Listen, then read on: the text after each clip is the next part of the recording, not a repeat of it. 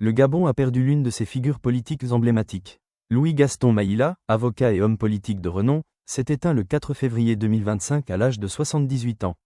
Né le 25 janvier 1947 à Bungunga, dans la province de la Ngounié, Maïla a marqué l'histoire politique du pays par son engagement et son parcours exceptionnel.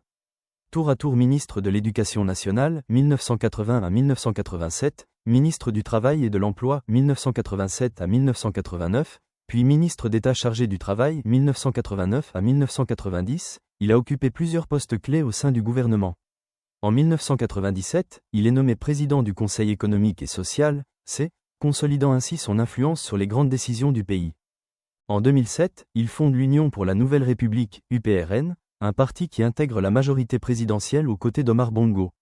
Toutefois, après le décès de ce dernier en 2009, il prend ses distances avec le pouvoir et s'aligne avec l'opposition, soutenant Pierre Mamboundou lors de l'élection présidentielle. Ce virage politique illustre sa capacité à défendre ses convictions, parfois à contre-courant. Outre son engagement politique, Louis-Gaston Maïla était aussi un intellectuel et un écrivain.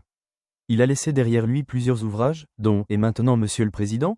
une analyse critique du pouvoir en place et de l'évolution du Gabon. Son décès marque la fin d'une époque pour la scène politique gabonaise. Nombreux sont ceux qui saluent aujourd'hui un homme de dialogue, un stratège politique et un fervent défenseur du développement du pays. Les hommages affluent de toutes parts, notamment de la classe politique, des organisations de la société civile et de ses proches collaborateurs.